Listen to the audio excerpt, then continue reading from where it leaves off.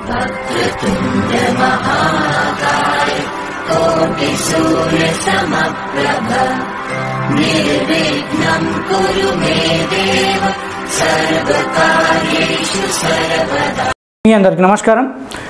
ఏదైతే మనం ఒక 2 days క్రితం చతుర్ముఖశాల గురించి ఏదైతే ఎపిసోడ్ చేసామో దాని గురించి ఇంకా కొన్ని ఎపిసోడ్లు చేసి ఇంకా కొంచెం ఇన్ఫర్మేషన్ని అందరికీ అందించాలనుకుంటున్నాను.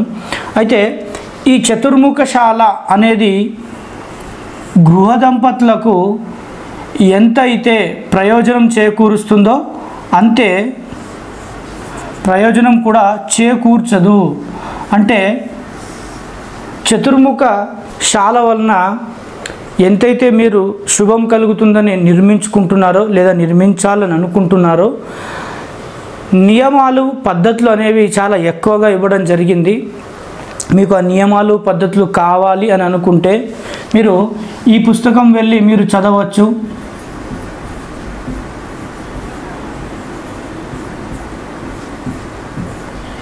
ఈ పుస్తకం వెళ్ళి మీరు చదవచ్చు, గ్రంథం అనుకోండి.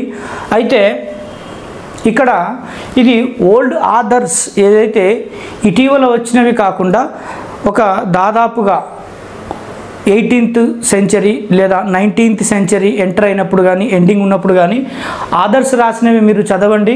ఈ గ్రంథాలని, ఈ టైటిల్ ఉన్న గ్రంథాన్ని మీకు చాలా ఏదైతే క్లుప్తంగా దాంట్లో పద్ధతులు నియమాలు అనేవి కండిషన్స్ అనేవి ఇవ్వడం జరిగింది. ఈ చతుర్ముఖశాల పద్ధతులు నియమాల ప్రకారం కట్టుకోకపోతే శుభానికన్నా అశుభం ఏర్పడుతుంది. ఎక్కువ సమస్యలు ఈ గృహం వలన ఏర్పడతాయి.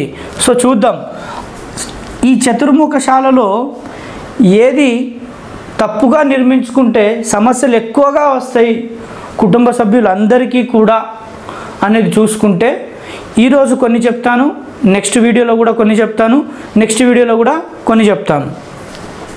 అయితే ఇది మనం చతుర్ముఖశాల కట్టుకున్న ఒక కొలత. ప్లాట్ ఎంతో పెద్దగా ఉంది అనుకుందాం. సో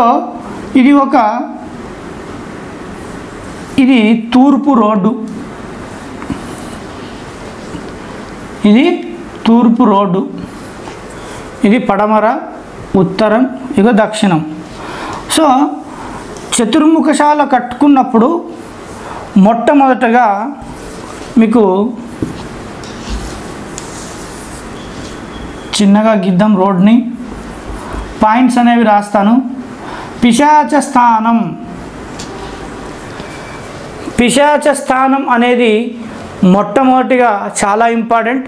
పిశాచ స్థానాన్ని వాస్తు వ్యక్తి ఇచ్చే ప్లాన్లో కాకుండా మొట్టమొదటిసారిగా ప్లాట్ను విజిట్ చేసినప్పుడు ఆ ప్లెయిన్ ప్లాట్ ఉంటుంది కదా, మీరు ఏదైతే క్లీన్ చేసిన స్థలం ఉంటుంది కదా, ఆ స్థలంలోనే సూత్రాలు వెయ్యాలి. ఇది ఇంపార్టెంట్. దేనికి? ఈ చతుర్ముఖశాలకు. సో ఇప్పుడు ఇది కట్టుకుంటున్న కొలత అనుకుంటున్నప్పుడు ఇక్కడ నుండి ఇక్కడికి, ఇక్కడ నుండి ఇక్కడికి, ఇదొక కొలత. ఈ కొలత పిశాచ స్థానానికి లోపల ఉండాలి. పిశాచ స్థానానికి లోపల ఉండాలి. ఇదిగోండి నేను ఒక పిశాచ స్థానాన్ని గీస్తున్నాను.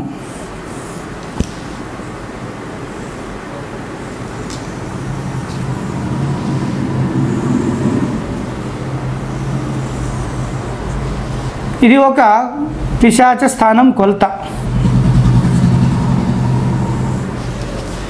ఇప్పుడు ఈ పిశాచ స్థానం ఏదైతే ఉందో ఈ పిశాచ స్థానానికి మీరు ఇటీవల ఉత్తరం అనేది ఎక్కువగా పెంచుకొని తూర్పు అనేది ఎక్కువగా పెంచుకుంటున్నారు. అప్పుడు ఇంటిని మీ స్థలంలో, మీ ప్లాట్లో దక్షిణానికి పడమరకి ఇల్లుని జరిపేస్తున్నారు.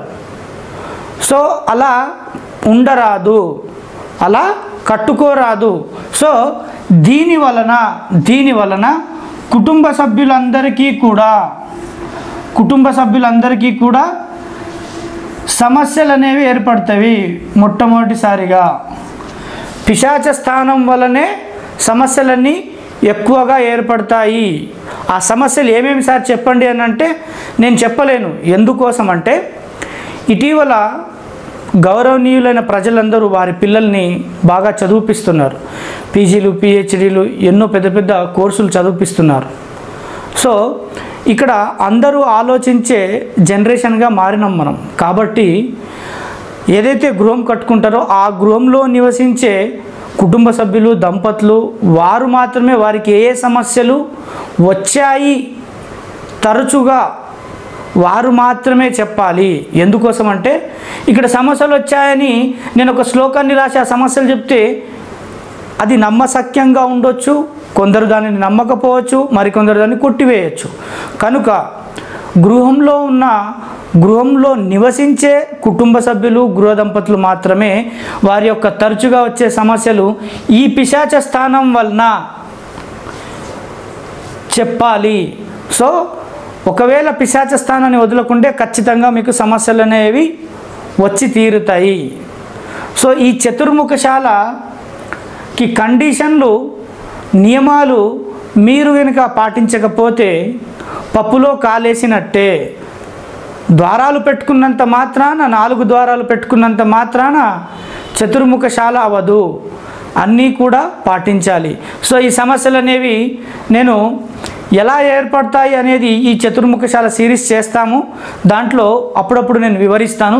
సో పిశాచ స్థానాన్ని మీరు ఖచ్చితంగా కూడా వదిలిపెట్టాలి. సో రెండవది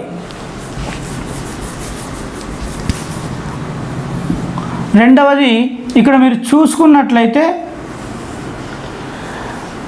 చతుర్ముఖశాలకు ఖచ్చితంగా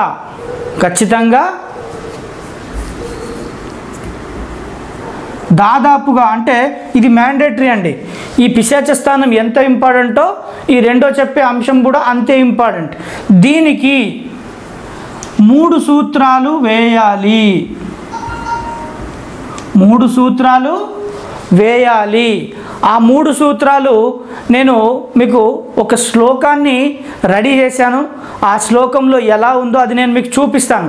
ఇప్పటి వరకు ఈ ఏదైతే సోషల్ మీడియా ఉందో ఈ సోషల్ మీడియాలో ఎక్కడ చెప్పబడలేదు అని అనుకుంటున్నాను.